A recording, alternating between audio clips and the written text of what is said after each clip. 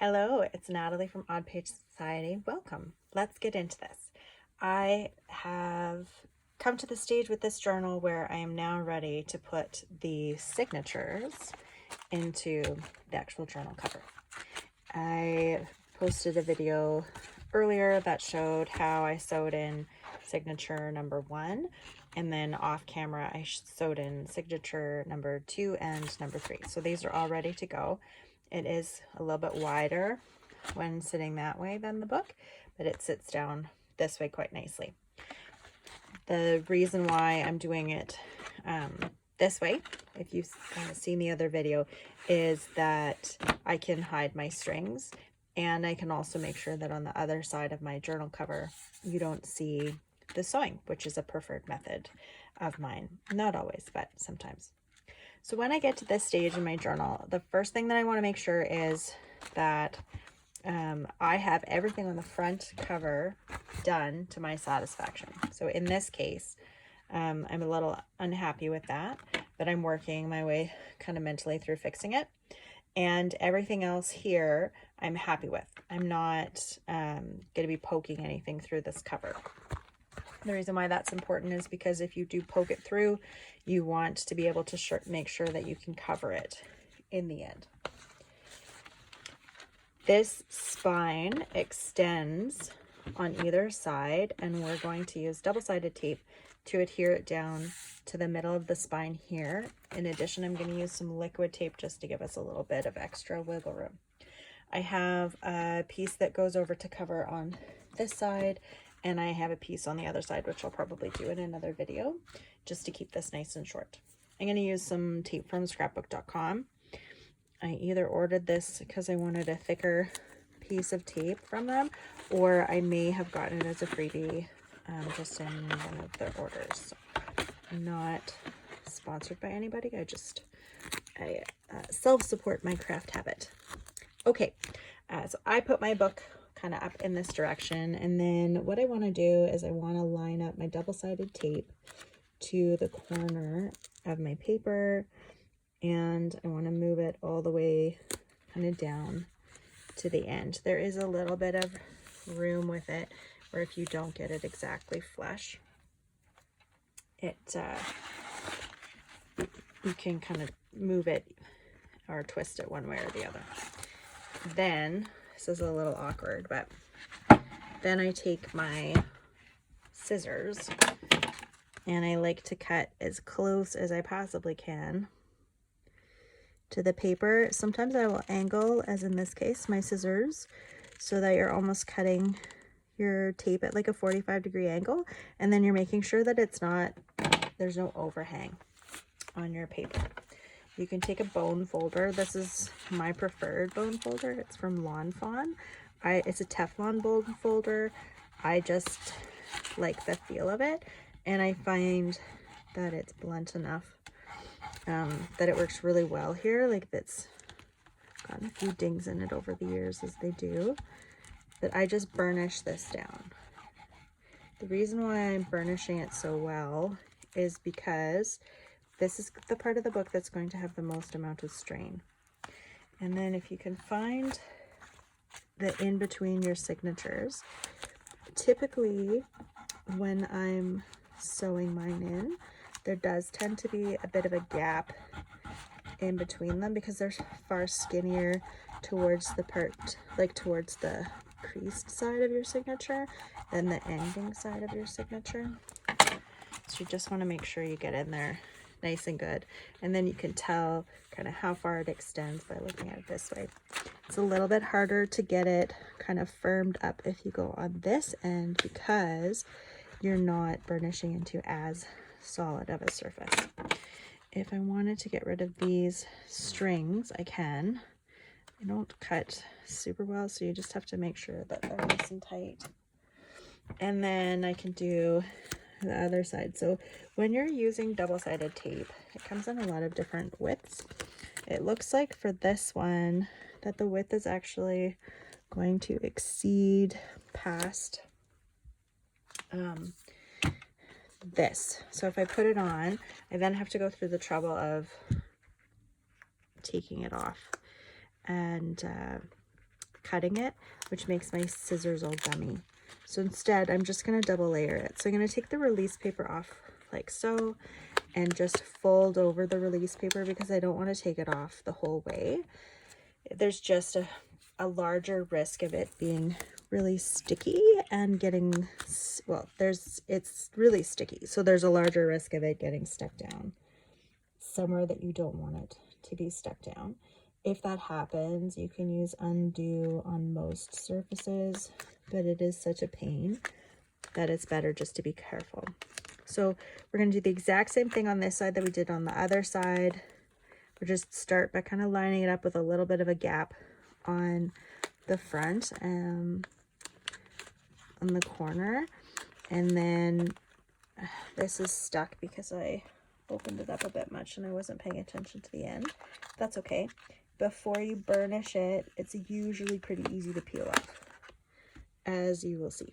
Okay, so just kind of keep it up nice and tall until you get to the end. And then if you don't go all the way to the end like I did the first time, you could just snip it off here, but it's sort of snugged down. So now I can fold this release paper back over and nothing's gonna stick because the release paper is all there. I just have to watch these guys here. This is where it gets a little bit messy to play with. Here we go.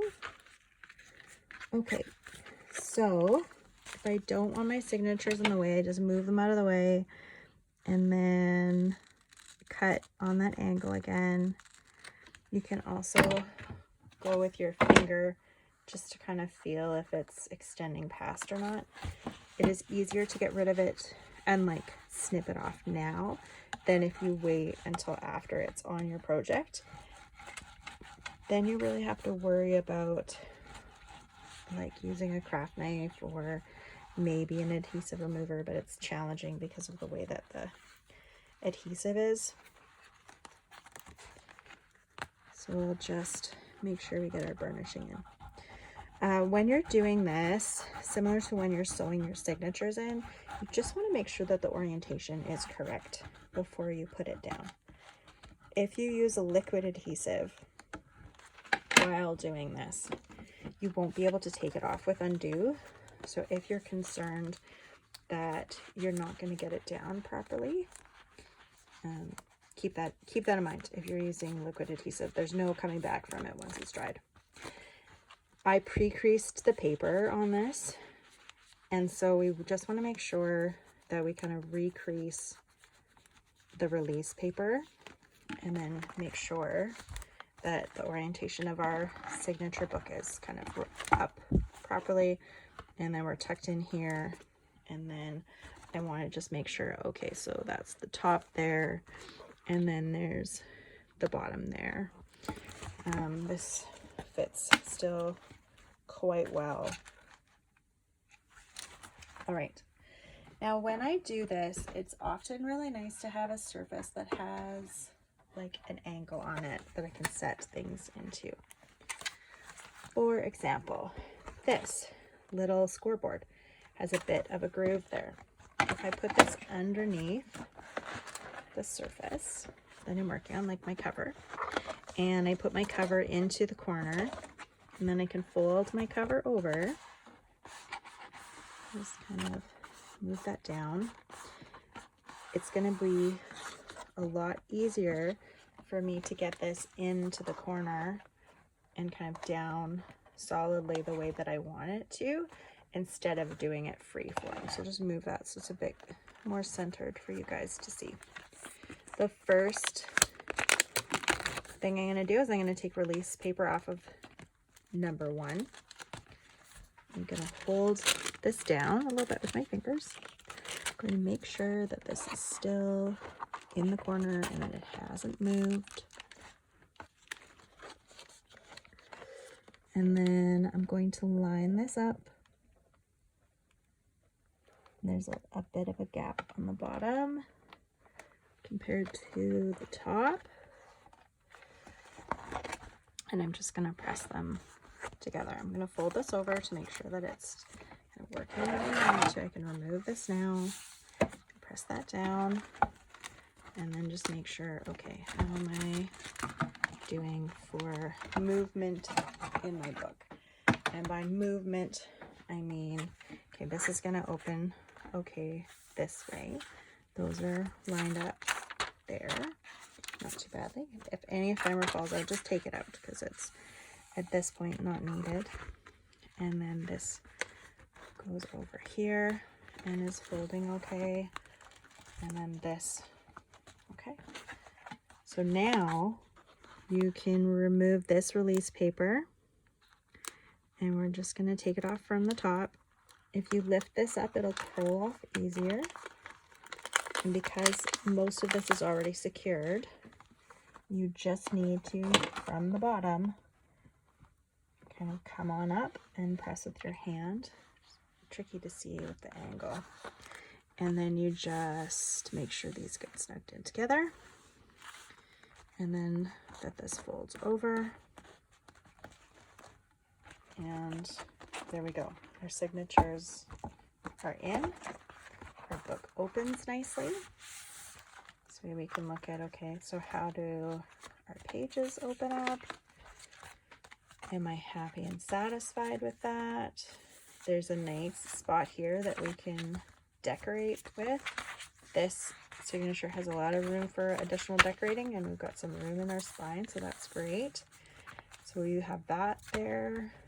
This one, like, a little bit looser than what I'd prefer now that it's all down. So if you wanted to at this point, because you were unhappy with it, because what I've done is the ties, like these ties, are on the inside. It does look like there's some room here. If I had tied it the other way, I would just snug it up, but I haven't, so we're here. I could take the whole thing out with undo and then sew them in if I'm worried about it. Again, I'll just get rid of that additional piece of ephemera. I'll put it in later. Okay, so the next steps on this one are, I have some steps to finish on the cover. I have a piece to put here, a piece to put on the back, and then we'll cover this window, and we should be kind of done. So that's it. That's the step 2 in sewing your signatures or fitting them into your book, so that you have no stitching on your outside seam and you still have some security in your book construction. So there you go. Thank you for your time today and for joining me. Hopefully you come back next time. Have a good night. Bye-bye.